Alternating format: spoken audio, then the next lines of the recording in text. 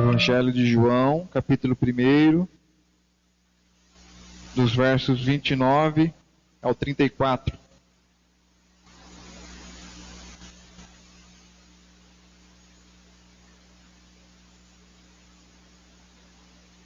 Diz assim, acompanhe a leitura.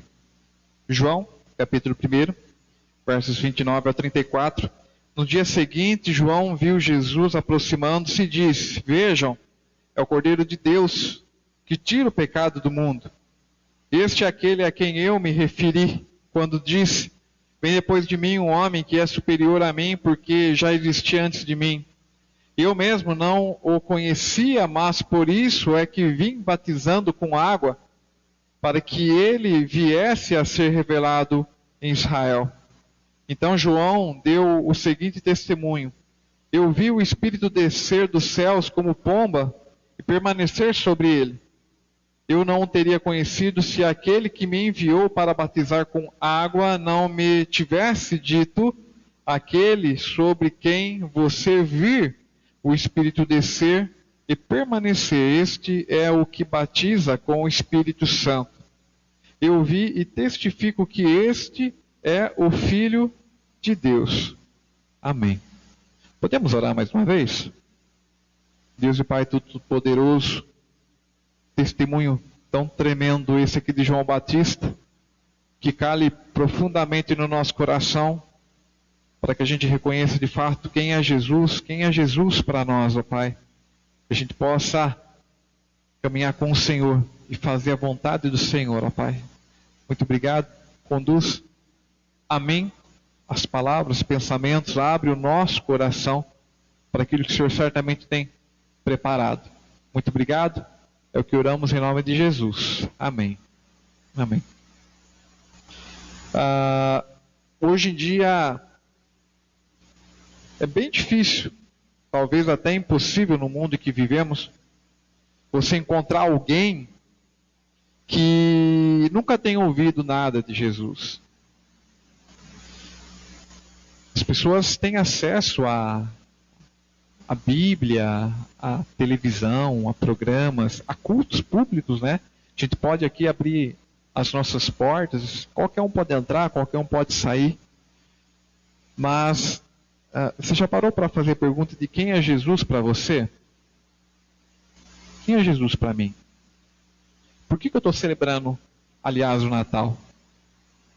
É um pouco dessa temática que eu queria conversar, compartilhar com vocês. Porque aqui, no texto que lemos, João Batista diz quem é Jesus para ele. Me parece bem alinhado a toda a Bíblia. E, mais uma vez, quem é Jesus para você? Lá no início do cristianismo, né, logo após a morte e ressurreição de Jesus, o mundo era dominado pelo Império Romano. O Império Romano tinha vários outros deuses. A gente até comentei brevemente ali na liturgia, né? Existiam vários deuses. Até hoje existem deuses que são adorados pelos romanos, só que são deuses criados pelo próprio ser humano. Nós cremos isso. Então Israel crescia num ambiente onde existia adoração a diversos outros deuses. Não era apenas o Deus de Israel, mas diversos outros deuses, templos espalhados por toda parte. O que de certa forma é um pouco hoje também, porque quando se fala de fé, tem das mais diversas hoje em dia. Então a verdade é que Israel está afirmando, ou mais, o que João Batista está dizendo naquele contexto do Império Romano que predominava, que era dominante, é algo relativamente novo. Não absolutamente novo, porque já vinha pela história o anúncio, a espera desse Messias, porém, principalmente no Império Romano, é algo relativamente novo. Porque o Império Romano adorava vários deuses. 1, 2, 3, 4, 5, 10 deuses. O judeu não. O judeu cria que existia um Deus. Um Deus único. E vai mais além. Esse Deus, ele se encarna. Ele habita entre nós. Então não bastasse acreditar que só existe um Deus, e esse único Deus é soberano sobre todas as coisas, O judeu dizia o quê? Que esse Deus, ele se encarna entre nós, ele se faz como um de nós. E convenhamos isso principalmente para a mentalidade daquela época, porque não dizer hoje, né? É algo relativamente novo, se a gente for parar para pensar, porque a gente, como assim, Deus que governa, que é soberano sobre a nossa vida? Os próprios discípulos de Jesus, eles demoraram um pouco para entender essa nova dinâmica da mensagem de Jesus. Porque mesmo quando Jesus ressuscita e anda entre eles, eles demoram para perceber que Jesus tinha ressuscitado e estava andando entre eles. Percebe? Então é a mensagem do Evangelho, essa mensagem da forma que Cristo se mostra para o mundo, principalmente naquele contexto, e talvez hoje é uma mensagem relativamente nova. E a gente precisa se perguntar, de novo, no meio desse mês tão festivo de Natal, quem é Jesus para vocês?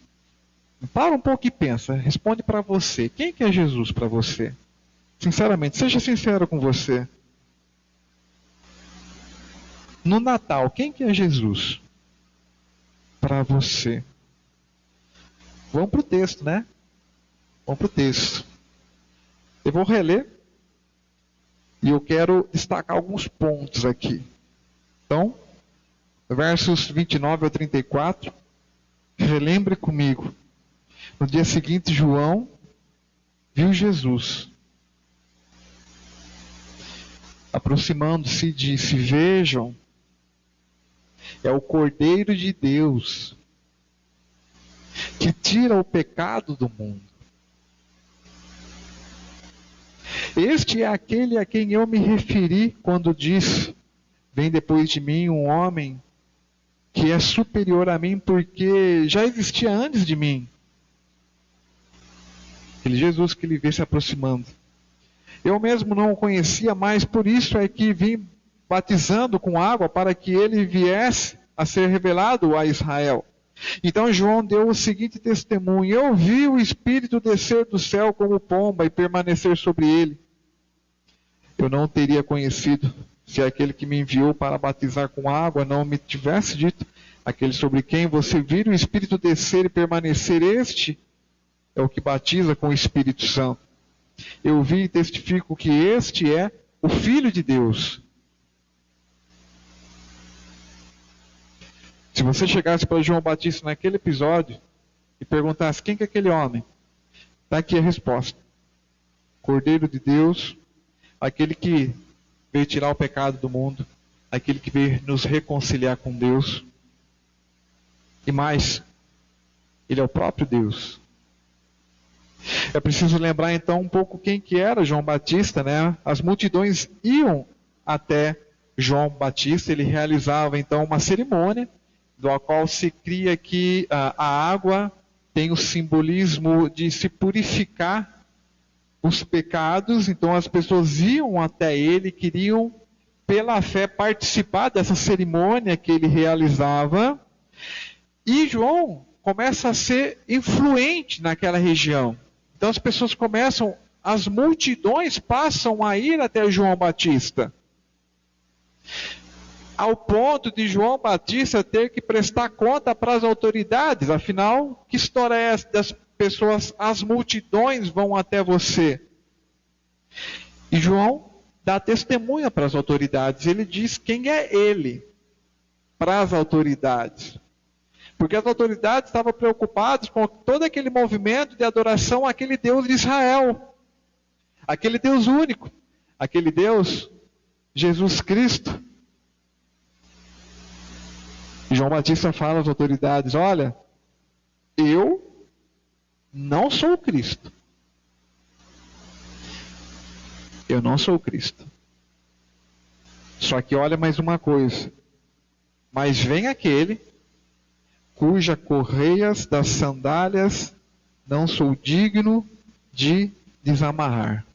E é logo após esse testemunho que vem o texto que nós lemos, que é quando João Batista vê Jesus.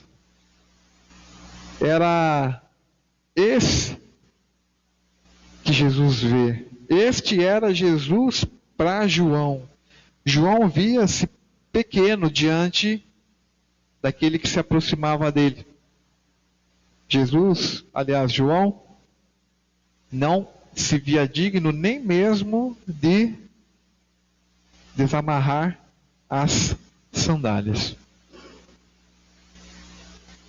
Será que a gente tem essa noção de quem é Jesus? Essa percepção de João? Na sequência, o texto base de hoje foi o que aconteceu então do testemunho de João, né? No verso 29, no dia seguinte, percebe? Do testemunho que João Batista deu às autoridades, dizendo: olha, eu não sou o Cristo, mas vem aquele do qual eu mesmo não sou digno, nem mesmo de amarrar as sandálias. Então, na sequência, no dia seguinte, verso 29, João viu Jesus aproximando-se e disse: vejam, é o Cordeiro de Deus que tira o pecado do mundo. E a saudação de João a Jesus, a saudação de João para Jesus, não é uma saudação comum, é uma saudação única, porque João amarra a figura daquele homem com a figura de um cordeiro. Para nós, talvez não tão profundamente, talvez para o cristão sim, porque nós cremos no Jesus como Cordeiro de Deus. Mas naquela época se sacrificavam os cordeiros, as pessoas iam aos santuários e sacrificavam cordeiro, porque era com sacrifício de um cordeiro puro, sem nenhuma imperfeição, cordeiro macho que era sacrificado, e só então se tinha perdão dos pecados. Então era algo muito marcante em Israel. Talvez a gente não tenha essa total noção, talvez tenha, mas em Israel isso era muito forte. Alguém chegar e dizer: olha, eis o Cordeiro. Sabe aquilo que nós celebramos pela história, sacrificando nos templos, todo Israel, por toda a história, cumprindo a lei de Moisés, tudo ali que nós nos achegamos a Deus e Ele nos perdoa pela cerimônia, com todo o ritualismo. Vejam esse homem. Ele é o Cordeiro de Deus. Ele é Jesus. Então a forma que João identifica Jesus é uma forma muito única, muito forte para Israel. Toda aquela ideia de perdão dos pecados no sacrifício de um cordeiro é transferida para aquele homem que se aproxima de João Batista. Eis o Cordeiro de Deus. Eis o Filho de Deus. Assim como o cordeiro sem defeito e inocente era para o judeu, agora isso tudo é transferido para Jesus. Eis o Cordeiro de Deus que tira o pecado do mundo. Eis o Filho de Deus. E aí eu te pergunto mais uma vez: quem é Jesus para você? Quem é Jesus para mim? Por que a gente celebra o Natal? E aqui eu vou falar algo que eu já falei outras vezes, mas eu creio que é uma das vertentes mais fortes que a gente tem na nossa cultura de celebrar o Natal. É bem provável que grande parte das pessoas, inclusive dos cristãos, celebram o Natal principalmente por causa da tradição. A gente cresceu celebrando o Natal. A gente celebra o Natal lá em casa, com Papai Noel, com presente, com tudo isso daí.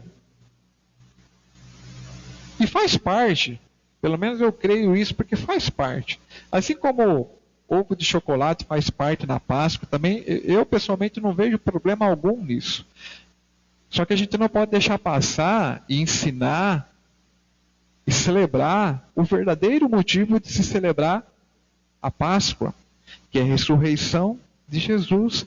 Assim como nós não podemos deixar passar o verdadeiro motivo pelo qual celebramos o Natal, que é o nascimento de Jesus, o Cordeiro de Deus que tira o pecado do mundo, eis o Filho de Deus. Quem é Jesus para nós no Natal? Ou o risco é a gente celebrar datas festivas religiosas apenas por tradição ou por religiosidade, sem saber exatamente o que acontece. Eu celebro porque eu sempre celebrei, porque na minha família sempre foi assim, e continuamos assim.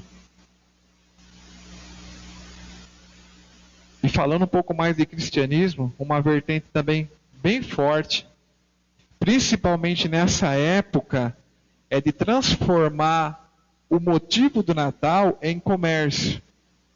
Não sei se vocês viram reportagens dessa semana em locais de grande comércio lá em São Paulo, as pessoas se apertando, assim, esfregando uma na outra para comprar presente. Todo mundo de máscara, mas todo mundo se apertando um no outro, sem maiores cuidados. E aqui eu não vou discutir questão de o que é preciso e o que não é preciso. O que eu quero levantar trazendo esse exemplo é que o consumismo tem se transformado no motivo da celebração do Natal. Essa é outra vertente. A gente celebra o Natal muitas vezes por causa da tradição, a gente celebra o Natal muitas vezes porque é época de ganhar e de dar presente, que é bom, mas não é o principal motivo para se celebrar o Natal. O nosso relacionamento com Deus, por exemplo, não se faz à base de presente. Do tipo assim, como se Jesus chegasse para nós e falasse assim, se você celebrar dessa forma, da outra já, eu te abençoo. Se você fizer isso, isso e aquilo, eu vou te abençoar. Não é moeda de troca. Jesus nos chama para amadurecer na fé e para perceber que a gente celebra tudo isso por causa de um motivo muito maior do que a data em si. Deus nos chama para um relacionamento de ano todo, não de data apenas. Não espere chegar a Páscoa para novamente lembrar de Deus. Não espere o próximo Natal. Celebre a Deus hoje, amanhã e depois de amanhã, e que Deus nos ajude a testemunhar desse Deus. Quem é Jesus para nós? Quem é Jesus para você? A Bíblia ela é bem clara. A Bíblia diz que Jesus é o próprio Deus e que Ele dá a própria vida em favor de nós e que Ele morre no nosso lugar como Cordeiro Santo. Só que Ele ressuscita ao terceiro dia e Ele nos reconcilia com o nosso Criador. Paulo, escrevendo aos Gálatas, no capítulo 2, verso 20, diz assim: fui crucificado com Cristo, assim já não sou eu quem vive, mas Cristo vive em mim. A vida que agora vivo no corpo, vivo-a pela fé no Filho de Deus, que me amou e se entregou por mim. Esse é o motivo pelo qual celebramos o Natal. O que Cristo fez por mim e por você. Não há motivo maior para a gente celebrar o Natal. Não há motivo maior para a gente viver. E aqui eu já quero concluir. Na verdade, a todo momento nós dizemos para o mundo quem é Jesus. Os nossos atos falam para o mundo quem é Jesus para nós. As nossas palavras falam para o mundo quem é Jesus para nós. Jesus é aquele cujas correias das sandálias não somos dignos nem mesmo de desamarrar. Ele é o Cordeiro de Deus que tira o pecado do mundo. Mundo feito de pessoas que andam distantes do seu Criador, mas que esse Criador e Pai nunca se aparta deles. De de nós. Porque um menino nos nasceu, não foi o que nós cantamos hoje? Isaías 9, verso 6. Porque um menino nos nasceu, um filho nos foi dado, e o governo está sobre os seus ombros. Esse é Jesus. E ele será chamado Maravilhoso Conselheiro, Deus Poderoso, Pai Eterno, Príncipe da Paz. Esse é Jesus. Não passe um só dia sem dizer para o mundo quem é Jesus e o que ele fez por você. E no mais, celebre sim o Natal, tenha um feliz final de ano, um 2021 abençoado, mas que a gente nunca se esqueça quem é Jesus. Amém? Vamos orar? Deus e Pai Todo-Poderoso, em nome de Cristo, que bom, porque Jesus é Deus entre nós, Ele dá a vida no nosso lugar, nos reconcilia com o Senhor, aquela criança que nasce de uma virgem, que cresce como nós também crescemos, que brincou, que estudou, mas que cumpre a sua missão em cada um dos detalhes. E ele ressuscita após a crucificação. E ele está vivo, olhando por nós e nos dando motivos mais do que suficiente, mesmo num ano tão difícil, nos dá motivo para celebrar a Deus pelas maravilhas que Ele tem feito na nossa vida e por tudo aquilo que vai fazer. Porque o Senhor não nos abandona, não nos abandonou nesse ano e nunca vai nos abandonar. Muito obrigado, Deus, pela Tua presença, pela Tua obra na nossa vida. E que a gente leve essa Tua mensagem para o mundo.